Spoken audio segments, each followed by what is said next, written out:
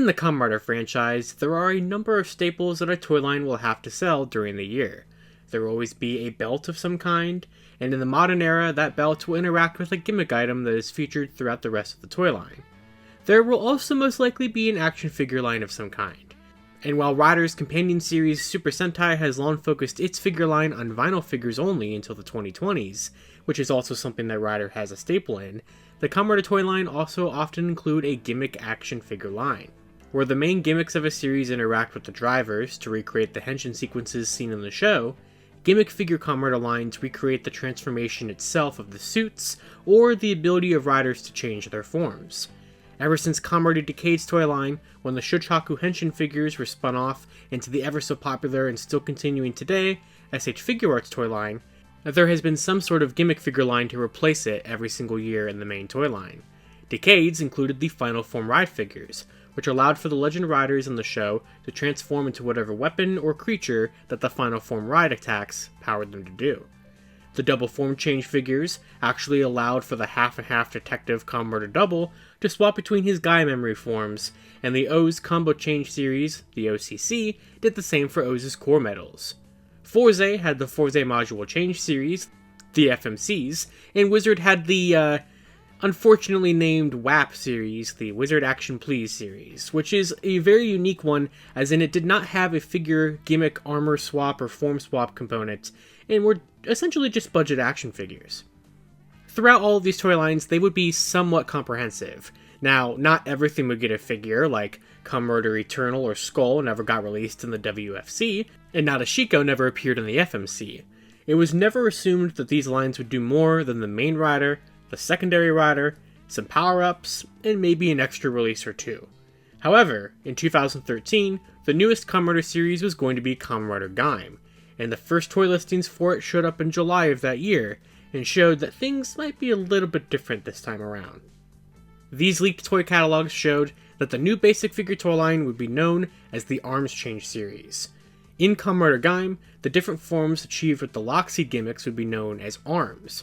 Gaim's base form, Orange Arms, would be the first entry in the line, and with Arms Change, or AC as the line was known as, the armor would be able to fold up into the fruit that the Lockseed was based off of, just like in the show, and each rider figure would include a universal peg system that allowed for any armor to be swapped around with any figure. Today on Toku Toylines, we'll be covering the history of the Arms Change AC series and how it outlived the show itself.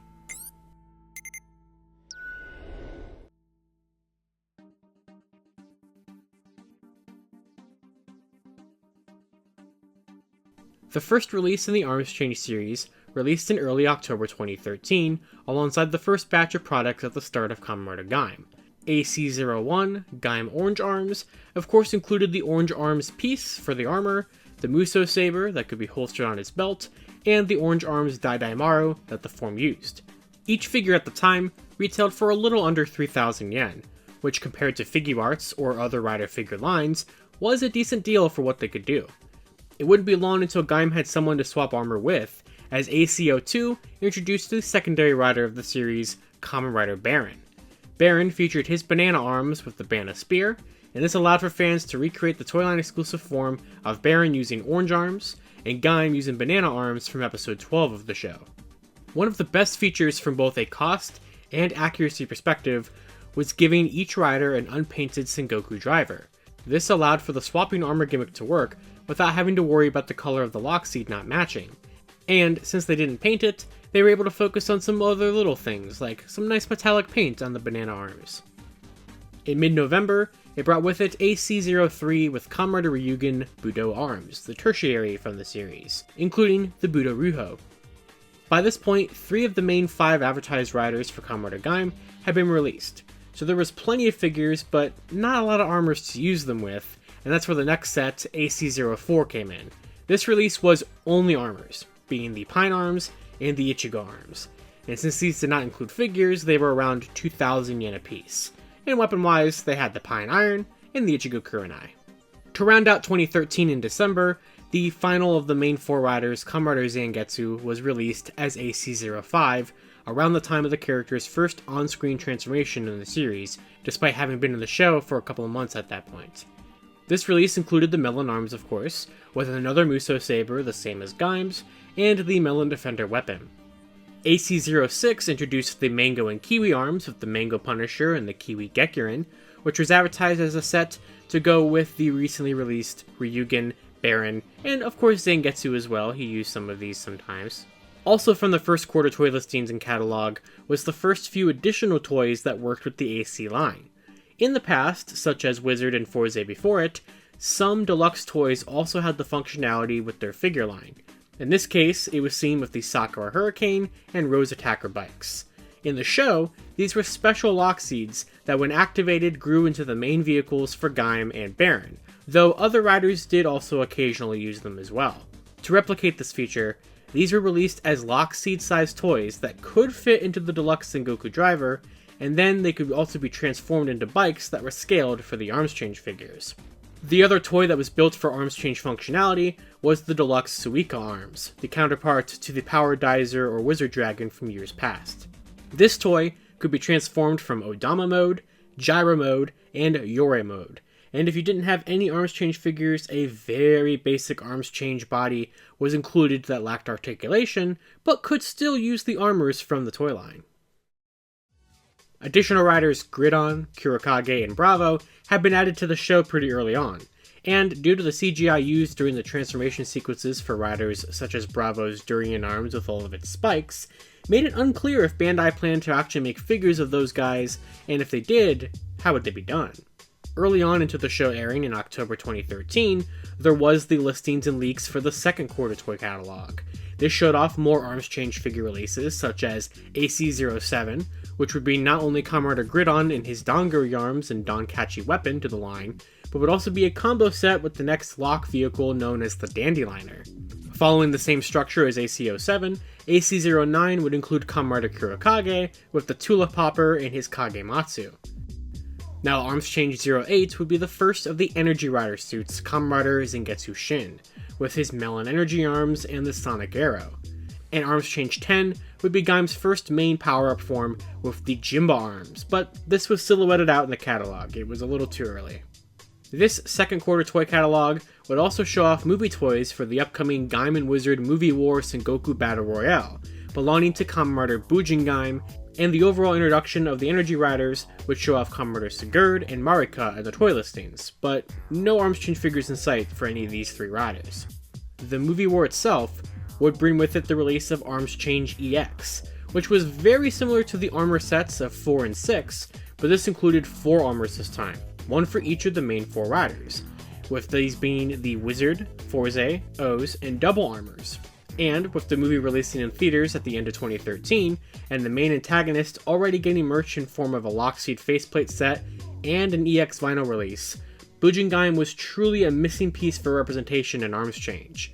However, the Arms Change line would surpass and change the trajectory of Kamen Rider gimmick figure lines forever just before Christmas, when Arms Change Premium Bandai 01 was revealed to be Kamen Rider Bujin Gaim Blood Orange Arms.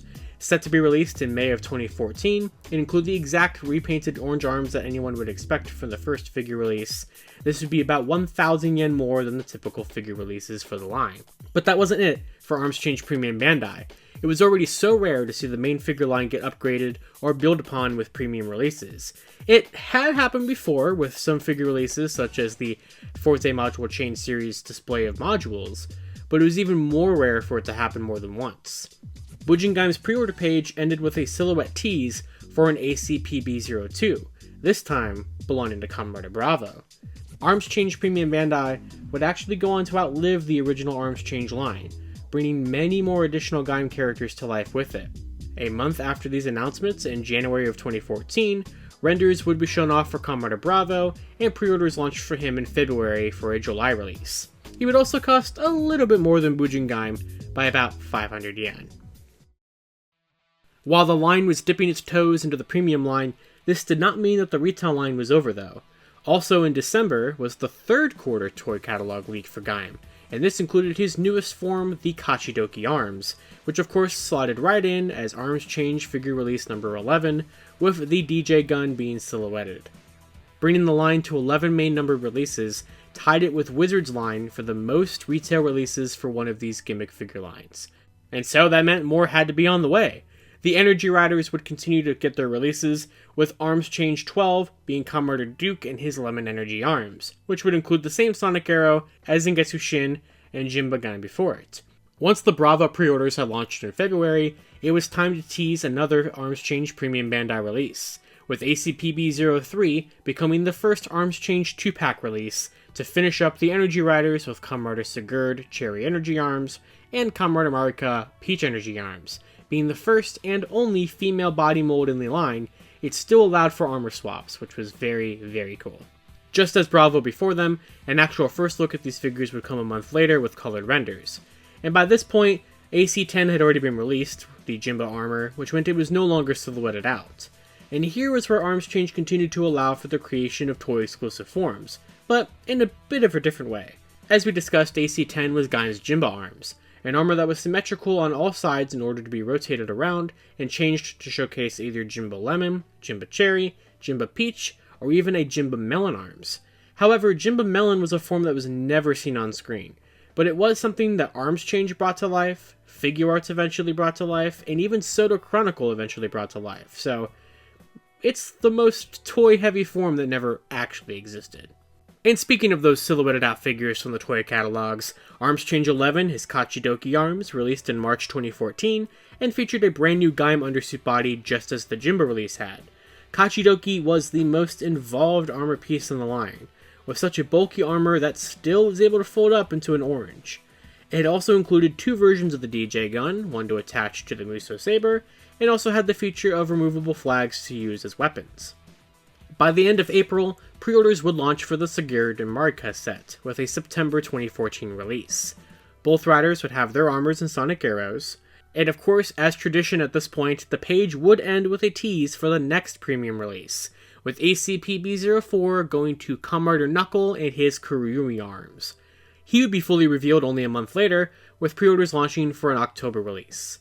Knuckle would include some of the more unique weapon pieces in the line in the form of the Kurumi bombers, these punching gloves that could be clipped onto any figure. Knuckles' page was very interesting on Premium Bandai, however, and that it did end in a tease for more Arms Change Premium Bandai releases, but it didn't show a silhouette of who it could be, other than details would be shown at the Tokyo Toy Show International event in June 2014. The record-breaking Arms Change 13 was the final retail release for the Arms Change line, released in June of 2014. This was Gaim's Kiwami arms, and this was a form that didn't have a traditional armor transformation in the show. Instead, he would use the Kachidoki arms, and then that armor would fly off and show the Kiwami arm underneath it. Arms Change tried to replicate this by including a translucent Kachidoki armor attachment piece that could clip onto the cape and armor of the figure and exploded off with a turn of the dial on the back. So while the retail line was over, Arms Change Premium Bandai still had a lot up their sleeve. The teased ACPB05 was shown off at that toy show to be another 2-pack, this time being the riders from the upcoming Gaim summer movie, Kamen Rider Mars with his golden arms, and Kamen Rider Kamuro with his silver arms. Each would include their own version of their Apple armor and their individual weapons, scheduled for a November 2014 release, and pre-orders went up in July around the release of the movie. Now, due to a reveal happening at an in-person event, and the silhouette tease tradition already being broken, there was no tease for further releases at the time of their pre-orders, but it wouldn't be the end. By August 2014, the show was beginning to head into its final arc. However, that doesn't mean that there wasn't more to make. Recently debuted in the final arc of the show was Kamen Rider Ryugen Yomi Yomutsuhegiri arms, and Premium Bandai was right there at the ready to release not only the lock seat and faceplate set, but also the form itself as ACPB06. Instead of a teaser for more releases after this one, the teaser was for the included Overlord weapons. An interesting conclusion, as while this form did use Overlord weapons in the show, he only ever used the staff, and not the two other swords. The two swords did end up working out for Gaim Kiwami arms and Baron, since they used those exact weapons or versions of them later. However, the axe that Ryugen Yomi used was just not present in the Arms Change line. This release was scheduled for January 2015, which now meant that Arms Change would expand well past Gaim's air dates and well into the next series, Kamen Rider Drive. With a brand new rider series, Kamen Rider Drive would launch the successor to the Arms Change line with its Tire Kokon line, being used to replicate the tire swapping gimmick seen in the show. However, Arms Change would make one last retail appearance in relation to the Drive Gaim movie war. In that film, the two riders would swap powers, with Drive using the Shift Fruits shift car to become Type Fruits, based off of Gaim, and Gaim would use the Drive Lock Seed to become Drive Arms, based off of Drive. Tire Kokon's line released a Type Fruits figure, and to go with it, an Arms Change Special ACSP release of Drive Arms was released, adding one more Legend Rider armor to the toy line. This movie war crossover would spark yet another premium release as well, as in the film, Kamen Rider Duke returned with the brand new Dragon Fruits Energy Arms, and that meant a return to Premium Bandai with ACPB07 giving a release to this form in June of 2015. For many collectors out there, this double whammy of a premium and a retail release had to be the last one, surely. Well, Gaim was popular. So popular, in fact, to get a post-series movie that began the tradition of post-Rider series V-Cinemas and V-Next films. And the first one here was based off of Baron and Zangetsu. In this film, each rider got a new form with the use of more lock seeds, and since these wouldn't be made in the Drive toy line, they had to go premium. The lock seed set was shown first, but a teaser for Arms Change figures of these forms was also teased. They would be fully shown as another 2-pack release in the form of ACPB08, Kamen Rider Baron Ringo Arms, and Kamen Rider Zangetsu Watermelon Arms. For the most part, these forms were piece re-releases or just repaints from older releases, but that did make them accurate to the movie though. This Zangetsu's base body was slightly different with the red accents, and Baron's was not different, so they decided to add some additional paint to the helmet compared to his old AC02 release, just to switch it up a little bit. And this set came out in July of 2015. But Gaim wasn't done yet. A second movie, this time for Kamen Rider Duke and Kamen Rider Knuckle, was released in the fall of 2015, which of course meant that no Arms Change Premium Bandai release followed. Yeah, Arms Change Premium Bandai 08, ACPB08, would be the final release for the Arms Change line. For unknown reasons, an additional set was never made for Duke's Lemon Arms and Knuckles' Jimba Marin Arms, and while the first movie never got figures for its riders of Eden and Tyrant, of course that meant there was also no figures for the second movie's villains of Black Baron and Savior. Now, Arms Change had skipped some things in the past. It wasn't a fully comprehensive line. There was other missing riders such as Kamen Rider 15 or Kamen Rider Jam, and this was very unfortunate for a line that was so popular and did its best to release so many figures over its 2-year run. And to this day, this has been a long-standing problem with Gaim figure lines. No line, besides Candy Toy vinyl figures back from 2013 and 14, have ever released a figure of Kamen Rider Jam. He's got a figure art shown off of him, but that never came to fruition. The most promising line of figures for Gaim seemed to be the Soto Chronicle line of Candy Toy figures in 2020, another line that allowed for arm swaps and dived into premium releases, but it didn't even get through recreating all the options that the Arms Change line had, though it did have that axe for Ryugen Yomi, which is pretty nice. But by the end of its run, Arms Change was an example of what the basic figure lines for Kamen Rider could be. For the next 4 years, Drive's Tire Kokon line, Ghost's Ghost Change line, X8's Level Up Rider line, and Build's Bottle Change lines would all have at least one premium release to them, but no other main toy line for Kamen Rider's figures would ever be as comprehensive as Arms Change. This ended up being until 10 years later with the Geats Revolve Change line, which ended up going into the double digits of premium releases and being very, very comprehensive, but even they weren't perfect either. Overall, the Arms Change figure line and its premium releases was revolutionary for the Kamen Rider toy line, and added such a fun and unique way to celebrate all the different forms from the show.